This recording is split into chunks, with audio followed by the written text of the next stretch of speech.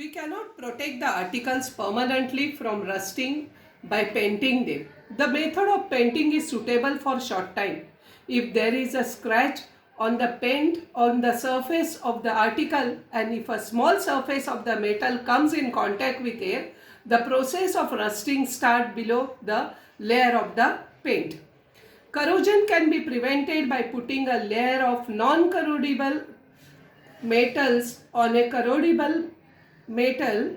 This can be done in many ways. One is galvanizing. In this method, a thin layer of zinc is applied to prevent corrosion of iron or steel. For example, shining iron nails, pins, etc.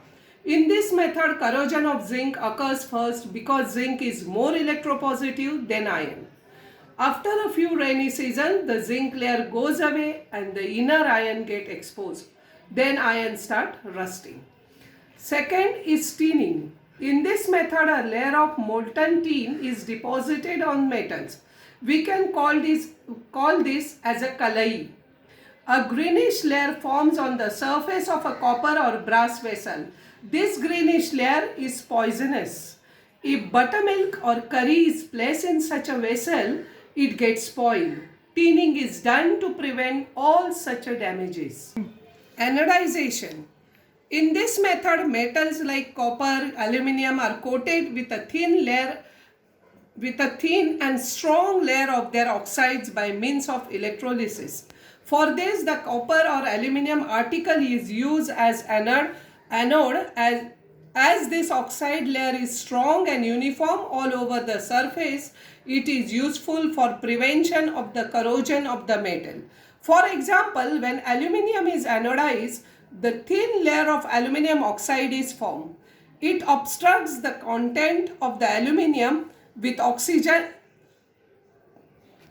It obstructs the contact of the aluminium with oxygen and water. This prevents further oxidation. This protection can be further increased by making the oxide layer thicker during the anodization. Electroplating.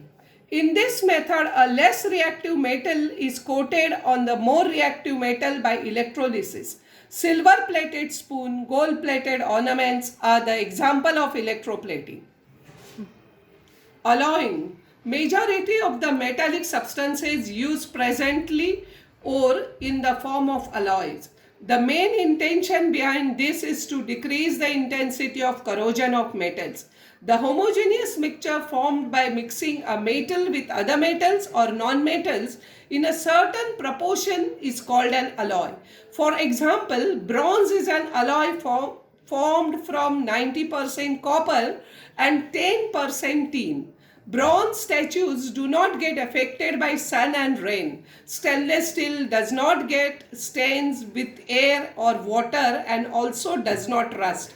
It is an alloy made from 74% of iron, 80% of chromium and 8% of carbon. In recent times, various types of alloys are used for minting coins.